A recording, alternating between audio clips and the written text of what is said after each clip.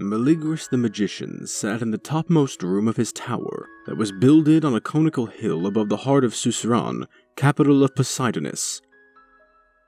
Wrought of a dark stone mined from deep in the earth, perdurable and hard as the fabled adamant, this tower loomed above all others, and flung its shadow far on the roofs and domes of the city, even as the sinister power of Meleagris had thrown its darkness on the minds of men. Now Meleagris was old, and all the baleful might of his enchantments, all the dreadful or curious demons under his control, all the fear that he had wrought in the hearts of kings and prelates, were no longer enough to assuage the black ennui of his days.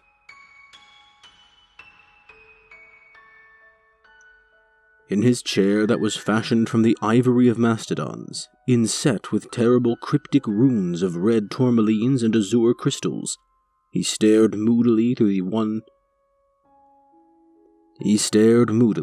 one lozenge-shaped window of fulvous glass. His white eyebrows were contracted to a single line on the umber parchment of his face, and beneath them his eyes were cold and green as the ice of ancient flows. His beard, half white, half of a black with glaucous gleams, fell nearly to his knees and hid many of the writhing serpentine characters inscribed in woven silver athwart on the bosom of his violet robe. About him were scattered all the appurtenances of his art, the skulls of men and monsters, phials filled with black or amber liquids whose sacrilegious use was known to none but himself, little drums of vulture skin, and crotali made from the bones and teeth of the cocodril, used as an accompaniment to certain incantations. The mosaic floor was partly covered with the skins of enormous black and silver apes, and above the door there hung the head of a unicorn, in which dwelt the familiar demon of Meleagris, in the form of a coral viper, with pale green belly and ashen mottlings. Books were piled everywhere, ancient volumes bound in serpent skin, with verdigris-eaten clasps that held the frightful lore of Atlantis, the pentacles that have power upon the demons of the earth, and the moon, the spells that transmute or disintegrate the elements, and runes from a lost language of Hyperborea, which, when uttered aloud, were more deadly than poison or more potent than any philter. But, though these things and the power they held or symbolized were the terror of the peoples and the envy of all rival magicians, the thoughts of Meleagris were dark with immitigable melancholy, and weariness filled his heart as ashes fill a hearth where a great fire has died.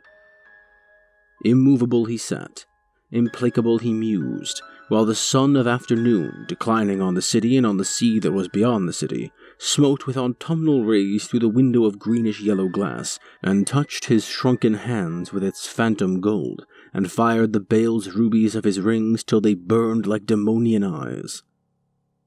But in his musings there was neither light nor fire, and turning from the greyness of the present, from the darkness that seemed to close in so imminently upon the future, he groped among the shadows of memory, even as a blind man who has lost the sun and seeks it everywhere in vain.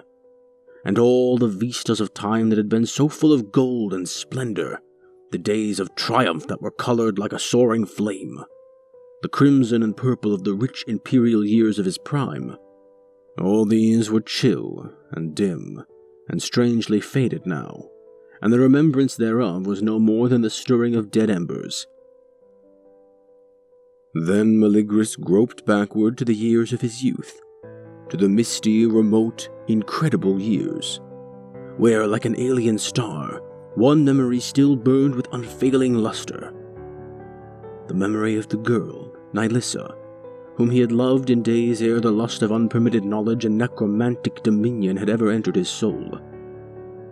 He had well nigh forgotten her for decades, in the myriad preoccupations of a life so bizarrely diversified, so replete with occult happenings and powers, with supernatural victories and perils. But now, at the mere thought of this slender and innocent child, who had loved him so dearly when he too was young and slim and guileless, and who had died of a sudden mysterious fever on the very eve of their marriage day, The mummy-like umber of his cheeks took on a phantom flush, and deep down in the icy orbs was a sparkle like the gleam of mortuary tapers.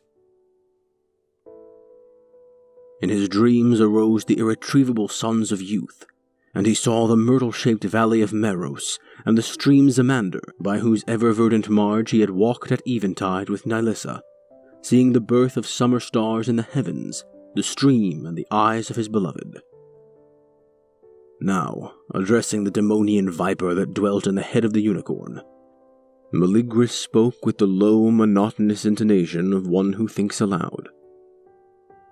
Viper, in the years before you came to dwell with me, and to make your abode in the head of the unicorn, I knew a girl who was lovely and frail as the orchids of the jungle, and who died as the orchids die. Viper, am I not Meligris, in whom is centered the mastery of all occult lore, all forbidden dominations, with dominion over the spirits of earth and sea and air, over the solar and lunar demons, over the living and the dead? If so I desire, can I not call the girl Nilissa, in the very semblance of all her youth and beauty, and bring her forth from the never-changing shadows of the cryptic tomb, to stand before me in this chamber, in the evening rays of this autumnal sun? Yes, master, replied the viper, in a low but singularly penetrating hiss. You are Meligris, and all sorceress or necromantic power is yours. All incantations and spells and pentacles are known to you. It is possible, if you so desire, to summon the girl Nilissa from her abode among the dead, and to behold her again as she was ere her loveliness had known the ravening kiss of the worm. Viper, is it well? Is it meet that I should summon her thus? Will there be nothing to lose and nothing to regret? The viper seemed to hesitate. Then, in a more slow and measured hiss, It is meet for Meligris to do as he would. Who save Meligris can decide if a thing be well or ill. In other words, you will not advise me? The query was as much a statement as a question, and the viper vouchsafed no further utterance. Meligris brooded for a while, with his chin on his knotted hands. Then he arose with a long, unwonted celerity and sureness of movement that belied his wrinkles, and gathered together from different coigns of the chamber, from ebony shelves, from caskets with locks of gold or brass or electrum, the sundry appurtenances that were needful for his magic. He drew on the floor the requisite circles, and standing within the centermost, he lit the thuribles that contained the prescribed incense, and read aloud from a long and narrow scroll of grey vellum the purple and vermilion runes of the ritual that summons the departed.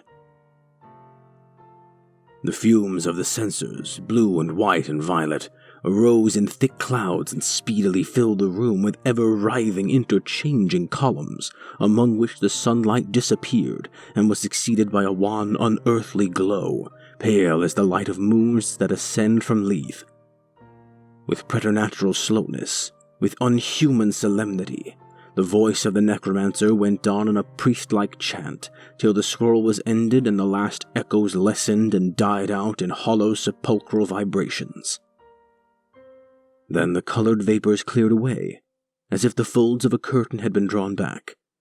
But the pale, unearthly glow still filled the chamber, and between Meligris and the door where hung the unicorn's head, there stood the apparition of Nilissa, even as she had stood in the perished years, bending a little like a wind-blown flower, and smiling with the unmindful poignancy of youth. Fragile, pallid, and simply gowned, with anemone blossoms in her black hair, with eyes that held the newborn azure of vernal heavens, she was all that Meligris had remembered, and his sluggish heart was quickened with an old delightful fever as he looked upon her. "Are you Nilissa?" he asked.